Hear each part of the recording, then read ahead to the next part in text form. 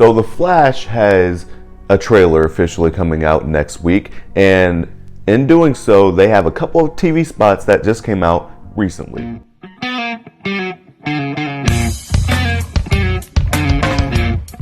I'm basically covering a lot of stuff The Flash leading up to the Flash movie because I'm really excited for one reason: Michael Keaton's Batman, and seeing General Zod come back in this movie and basically doing what they do best. And it does look like it's going to be a really good movie despite the whole Ezra Miller situation going on there.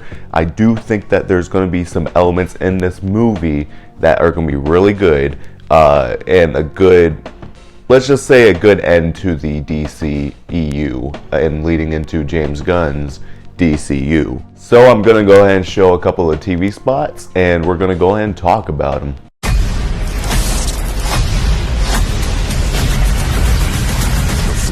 So what we saw in that first TV spot is that they're basically showing us a couple of clips, a couple of shots of a couple of the characters' faces. We have a really good shot of Michael Keaton's Batman face, which I saw a lot of comments on Michael Keaton's Batman saying that his face is so wrinkly, oh my god, he looks so weird in the cowl and stuff like that. What do you guys expect? He's how old, and he's playing as Batman again, and they completely have an older Batman in this movie. They don't do any de-aging CGI. Of course, he's going to look wrinkly in the cowl. I personally think that it's a good looking shot. We also have a shot of Ben Affleck's face in the bat suit, which looks very weird. I don't know if it's the angle or if it's all the VFX shots around him. I don't know what it is, but he looks very weird in that shot.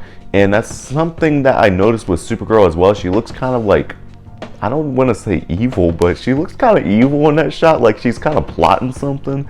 I don't know why, but that angle of Supergirl is not very flattering neither. But what I can say is the fact that a lot of people who say that there's problems with the VFX in this movie, I'm pretty sure when it comes out in theaters, it's going to look 10 times better. Now, if it did look like that and it released in theaters, yeah, I'd completely dump on it, but I don't think it's something to dump on right now. We also have another TV spot to check out. Let's go and check that one out.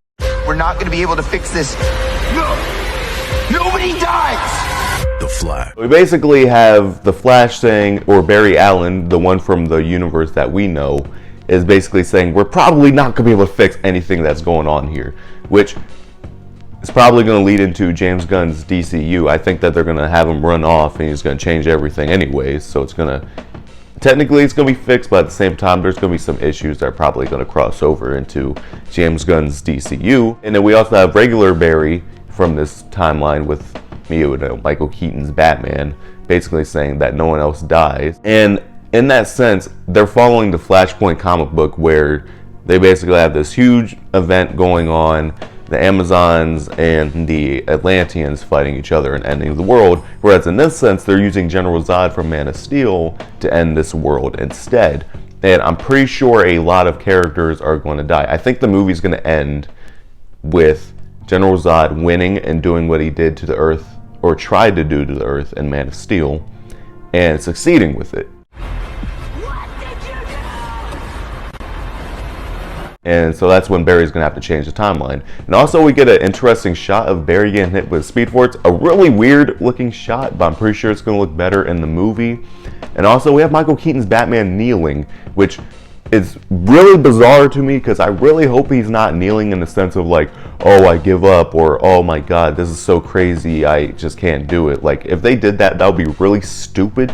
But I'm sure that there will be some context to it, hopefully, in the movie. I mean, don't get me wrong, it's a great shot, but still, I think that there needs to be more context to it, because that shot just kind of makes me a little bit agitated as a Batman fan. And we have our last TV spot. Let's go and check that one out. You're strapped to your parachutes. Where's yours?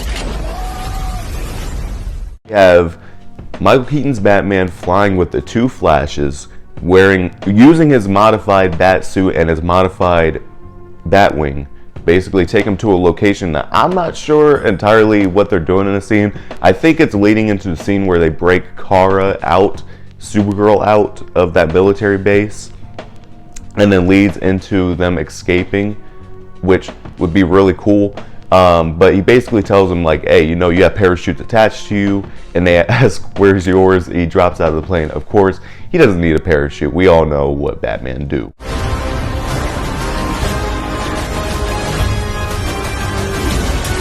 But in my opinion, I think Michael Keaton's Batman always works better in the dark. So the scenes of him in the sunlight don't really look as good as the scenes where he's in the dark. But still, we're getting Michael Keaton Batman, so I can't really complain. And yeah, all this is leading to a official final trailer this week. So there's not really a lot to break down in these newer shots. I just thought that they were cool shots to kind of share with y'all and kind of give my opinion on what they look like or how I feel about them. All in all, the people out there complaining like, oh, the VFX looks terrible and stuff like that, calm down. I'm pretty sure it's going to look way better in the movie, and if it doesn't, I will let you guys know. And I will stop writing Michael Keaton's nutsack. What did you guys think? Comment below and let me know. And as always, if you guys like the video, make sure to subscribe today to join the Civilization.